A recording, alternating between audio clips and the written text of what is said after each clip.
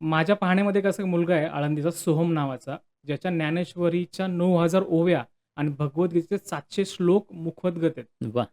आणि त्याचं वय फक्त 9 वर्ष आहे. तर पेपरमध्ये पण त्याची बातमी आली होती. त्याच्या आई-वडिलांना विचारलं, तर कळालं त्याची आई गर्भवती असताना ज्ञानेश्वरीचे 108 पारायण तिने केलेत. वाह! कदाचित त्याच्यामुळेच हे गर्भसंस्कार झाले असावेत आणि त्याच्यामुळे त्याला हे इतक्या कमी वयामध्ये त्याचं पाठांतर आहे. नक्कीच. म्हणजे ही प्रूफ आहे असं म्हणायला हां. हरकत नाहीये. इतिहासातलं असंच एक उदाहरण मी सांगेन. भक्त प्रल्हाद. तर भक्त प्रल्हादांचे वडील कोण? तर हिरण्यकश्यप, राक्षस. हां. राक्षसाचं बीज असताना सुद्धा जेव्हा आई 9 महिने साधुसंतांच्या आश्रमामध्ये राहते, साधुसंतांचं एन्व्हायर्नमेंट त्या गर्भातल्या बाळाला देते. त्यानंतर राक्षसाचं बीजसुद्धा जन्म कोण म्हणून घेतं? तर भगवान स्वरूप भक्त प्रल्हाद म्हणून जन्माला येतं. हां. सो हे परिवर्तन कशामुळे झालं? तर त्या एन्व्हायर्नमेंटमुळे झालं.